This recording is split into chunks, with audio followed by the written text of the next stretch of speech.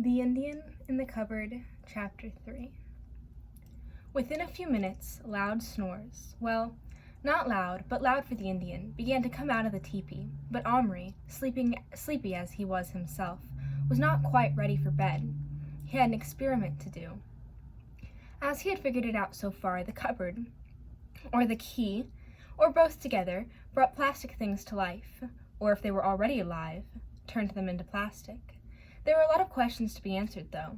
Did it only work with plastic? Would, say, wooden or metal figures also come to life if shut up in the cupboard? How long did they have to stay in there for the magic to work? Overnight, or did it happen right away? And another thing, what about objects? The Indian's clothes, his feather, his knife, all had become real. Was this just because they were part of the original plastic figure? If he put, well, anything you like, the despised plastic teepee, for instance, into the cupboard and locked the door, would they be real in the morning? And what would happen to a real object if he put that in? He decided to make a double trial. He stood the plastic Indian tent on the shelf of the cupboard. Beside it, he put a matchbox car. Then he closed the cupboard door. He didn't lock it. He counted slowly to 10. Then he opened the door. Nothing had happened. He closed the door again, and this time locked it with his great-grandmother's key. He decided to give it a bit longer this time, and while he was waiting, he lay down in bed. He began counting to 10 slowly. He got roughly as far as 5 before he fell asleep. He was awakened at dawn by Little Bear bawling at him. The Indian was standing outside the felt teepee on the edge of the table, his hands cupped to his mouth as if shouting across a measureless canyon. As soon as Omri's eyes opened, the Indian shouted, "Day come, why you still sleep? Time eat, hunt, fight, make pictures." Omri leaped up. He cried, "Wait!" and almost wrenched the cupboard open. There, on the shelf, stood a small teepee made of real leather. Even the stitches on it were real. The poles were twigs tied together with a strip of hide. The designs were real Indian symbols put on with bright dyes. The car was still a toy car made of metal, no more real than it had ever been. "It works," breathed Omri, and then he caught his breath. "Little Bear," he shouted, "it works, it works. I can make any plastic toy I like come alive, come real. It's real magic, don't you understand? Magic." The Indian stood calmly with folded arms, evidently disapproving of this display of excitement. "So, magic? The spirits work much magic. No need wake dead with howls." Omri hastily pulled himself together. Never mind the dead. It was his parents he must take care not to wake. He picked up the new teepee and set it down beside the one he had made the night before. "Here's the good one I promised you," he said. Little Bear examined it carefully. "No good," he said at last. "Why not? What? Why not? Good teepee, but no good Iroquois brave. See?" He pointed to the painted symbols. "Not Iroquois signs. Algonquin. Little Bear sleep here. Sleep there. Iroquois spirits angry." "Oh," said Omri, disappointed. "Little Bear like Omri teepee. Need paint. Make strong pictures. Iroquois signs. Please spirits." Omri's disappointment melted into intense pride. He had made a teepee that satisfied his Indian. "It's not finished," he said. "I'll take it to school and finish it in the handicrafts lesson. I'll take out the pins and sew it up properly. Then when I come home, I'll give you poster paints and you can paint your signs." "I paint, but must have longhouse. Teepee no good for Iroquois. Just for now?" Little Bear scowled. "Yes, but very short. Now eat." Yes. What do you like to eat in the mornings?" "Meat," said the Indian immediately. "Wouldn't you like some bread and cheese?" "Meat." "Or corn, or some eggs?" The Indian folded his arms uncomprehensingly across his street. "Meat," said Omri with a sigh. "Yes, well, I'll have to see what I can do. In the meantime, I think I'd better put you down on the ground." "Not on ground now?" "No, you're high above the ground. Go to the edge and look, but don't fall." The Indian took no chances. Laying on his stomach, he crawled, commando fashion, to the edge of the chest of drawers and peered over. "Big mountain," he commented at last. "Well, but it seemed too difficult to explain." "May I lift you down?" Little Bear stood up and looked at Omri measuringly. "Not hold tight?" he asked. "No, I won't hold you at all. You can ride in my hand." He laid his hand palm up next to Little Bear, who, after only a moment's hesitation, stepped onto it and for greater stability sat down cross-legged. Omri gently transported him to the floor. The Indian rose lithely to his feet and jumped onto the gray carpet. At once he began looking about with suspicion. He dropped to his knees and felt the carpet and smelled it. Not ground, he said. Blanket. Little Bear, look up. He obeyed, narrowing his eyes and peering. Do you see the sky, or the sun? The Indian shook his head, puzzled. That's because we're not outdoors. We're in a room, in a house big enough for people my size. You're not even in America. You're in England. The Indian's face lit up. English, good! Iroquois fight with English against French. Really? Asked Omri, wishing he had read more. Did you fight? Fight? Little Bear fight like mountain lion, take many scalps. Scalps, Omri swallowed. How many? Little Bear proudly held up all 10 fingers. Then he closed his fists, opened them again with another lot of 10, and another. I don't believe you killed so many people, said Omri, shocked. Little Bear not lie. Great hunter, great fighter. Any white scalps? Omri ventured to ask. Some. French. Not take English scalps. Englishmen friends to Iroquois. Help Indian fight Algonquin enemy. Omri stared at him. He suddenly wanted to get away. I'll go and get you some meat, he said in a choking voice. He went out of his room, closing the bedroom door behind him. For a moment he did not move on, but leaned back against the door. He was sweating slightly. This was a bit more than he had bargained for. Not only was his Indian no mere toy to come to life, he was a real person, somehow magicked out of the past over 200 years ago. It occurred to Omri for the first time that his idea of Indians, taken entirely from Western films, had been somehow false. After all, those had all been actors playing Indians, and afterward wiping their war paint off and going home for their dinners, not in teepees, but in houses like his. Little Bear was no actor. Omri swallowed hard. 30 scalps, phew! Of course things were different in those days. Those tribes were always making war on each other, and when you come to think of it, the English and French, whatever they thought they were doing, fighting in America, were probably no better, killing each other like mad as often as they could. Even now, weren't soldiers doing the same thing? Weren't there wars and battles and terrorism going on all over the place? You couldn't switch on television without seeing news about people killing and being killed. Were 30 scalps, even including some French ones, taken hundreds of years ago, so very bad at all? Still, when he tried to imagine Little Bear, full size, bent over some French soldier, holding his hair in one hand and running the point of his scalping knife, yuck! Omri pushed away from the door and walked rather unsteadily downstairs. No wonder he had felt, from the first, slightly afraid of his Indian. He asked himself, swallowing repeatedly and feeling that just the same he might be sick, whether he wouldn't do better to put Little Bear back in the cupboard, lock the door, and turn him back into plastic, knife and all. Down in the kitchen he ransacked his mother's store cupboard for a tin of meat. He found some corned beef at last and opened it with the tin opener on the wall.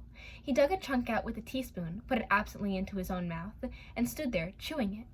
The Indian hadn't seemed very surprised about being in a gigantic house in England. He had shown that he was very superstitious, believing in magic and in good and evil spirits.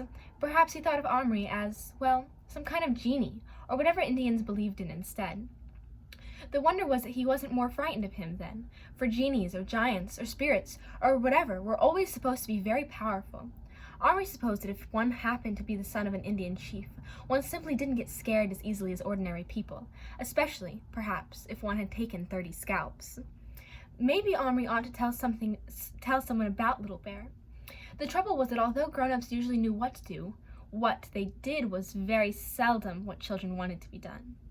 What if they took the Indian to, say, some scientist, or whoever knew about strange things like that, who would question him and examine him and probably keep him in a laboratory or something of that sort? They would certainly want to take the cupboard away, too, and then Omri wouldn't be able to have any more fun with it, at all. Just when his mind was seething with ideas such as putting in plastic bows and arrows and horses, and maybe even other little people, well, no, probably that was too risky. Who knew what sort you might land up with? They might start fighting each other. But still, he knew for certain he didn't want to give up his secret. Not yet, no matter how many Frenchmen had been scalped. Having made his decision, for the moment anyway, Omri turned to go upstairs, discovering only halfway up that the tin of corned beef was practically empty. Still, there was a fair-sized bit left in the bottom. It ought to do. Little Bear was nowhere to be seen, but when Omri called him softly, he ran out from under the bed and stood waving both arms up at Omri. "Bring meat?" Yes. Omri put it on the miniature plate he'd cut the night before and placed it before the Indian, who seized it in both hands and began to gnaw on it. Very good, soft. Your wife cooked this? Omri started to laugh. I haven't got a wife. The Indian stopped and looked at him. Omri not got a wife. Who grow corn, grind, cook, make clothes? My mother, said Omri, still grinning. Have you got a wife, then? The Indian looked away. After a moment, he said, No. Why not? Dead, said Little Bear shortly. Oh. The Indian finished eating in silence and then stood up, wiping his greasy hands on the side of his trousers. Now, do magic. Make things for Little Bear. What do you want? Gun, he answered promptly. White man's gun, like English soldier. Omri's brain raced. If a tiny knife could stab, a tiny gun could shoot. Maybe it couldn't do much harm, but then again, maybe it could.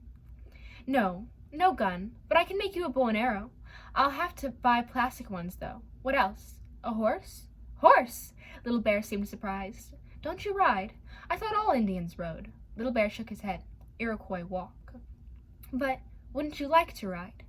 Little Bear stood quite still, frowning, wrestling with this novel idea. At last he said, Maybe. Show horse. Then I see. Again Omri rummaged in the biscuit tin. There were a number of horses here. Big, heavy ones for carrying around knights. Smaller ones for pulling gun carriages in the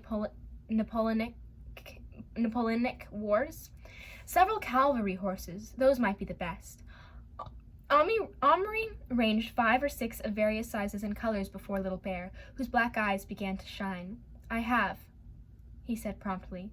You mean all of them? Little Bear nodded hungrily. No, that's too much. I can't have herds of horses galloping all over my room. You can choose one. One, said Little Bear, sadly. One. Little Bear then made a very thorough examination of every horse, feeling their legs, running his hands over their rumps, looking straight into their plastic faces. At last he selected a smallish brown horse with 2 white feet that had originally, as far as Omri could remember, carried an Arab, brandishing a curved sword at a platoon of French foreign legionaries.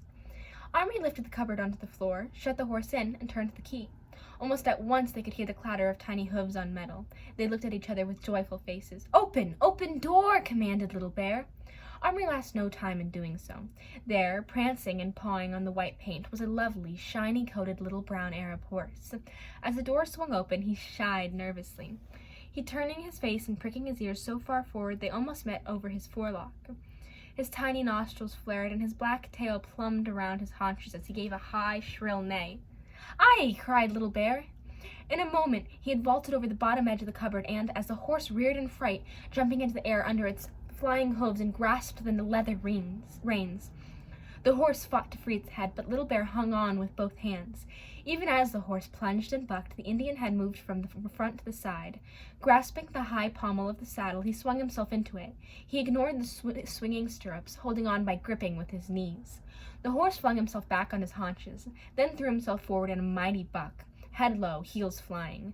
To Omri's dismay, Little Bear, instead of clinging on, somehow, came loose and flew through the air in a curve, landing on the carpet just beyond the edge of the cupboard. Omri thought his neck might be broken, but he had landed in a sort of somersault and was instantly on his feet again. The face he turned to Omri was shining with happiness. Crazy Horse! He cried with fierce delight. The Crazy Horse was meanwhile standing quite still, reins hanging loose, looking watchfully at the Indian through wide-apart eyes. Little Bear made no sudden moves. He stood quite still for a long time, just looking back at the horse. Then, so slowly you could scarcely notice, he edged toward him, making strange hissing sounds between his clenched teeth that almost seemed to hypnotize the horse. Inch by inch he moved, softly, cautiously, until he and the horse stood almost nose to nose. Then, quite calmly, Little Bear reached up and laid his hand on the horse's neck. That was all. He did not hold the reins. The horse could have jumped away, but he didn't. He raised his nose a little, so that he and the Indian could seem to be breathing into each other's nostrils. Then, in a quiet voice, Little Bear said, Now, horse, mine. Crazy Horse, mine. Still moving slowly, though not as slowly as before, he took the reins and moved alongside the horse. After a certain amount of fiddling, he found out how to unbuckle the straps that held the Arabian saddle, and lifted it off, laying it on the floor.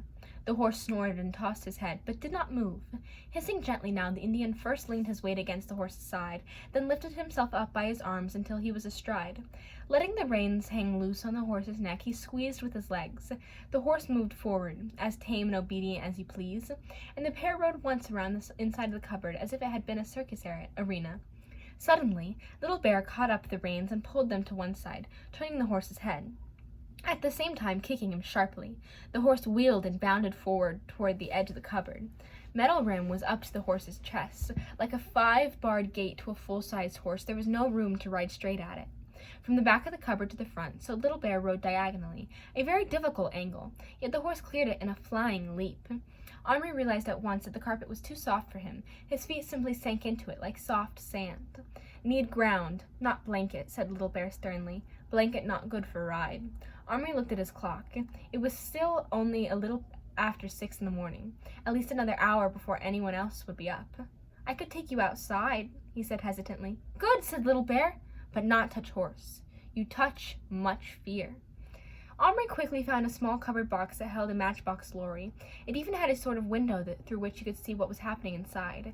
He laid that on the carpet with the ends flaps open. Little Bear rode the horse into the box, and Omri carefully shut the end up and even more carefully lifted it. Then, in his bare feet, he carried the box slowly down the stairs and let himself out through the back door. It was a lovely, fresh spring morning. Omri stood on the back steps with his box in his hands, looking round for a suitable spot. The lawn wasn't much good. The grass would be over the Indian's head in most places. The terrace at the foot of the stairs was no use at all, with its hard, uneven bricks and the cracks between them, but the path was beaten earth and small stones, real riding ground if they were careful. Omri walked to the path and laid the matchbox carton down. For a moment he hesitated.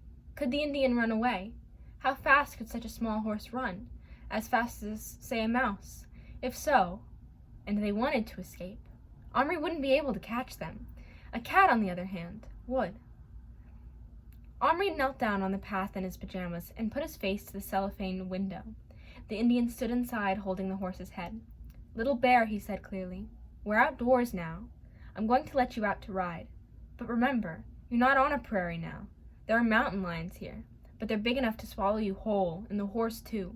Don't run away. You wouldn't survive. Do you understand that? Little Bear looked at him steadily and nodded. Omri opened the flap, and Indian and horse stepped out into the morning sun.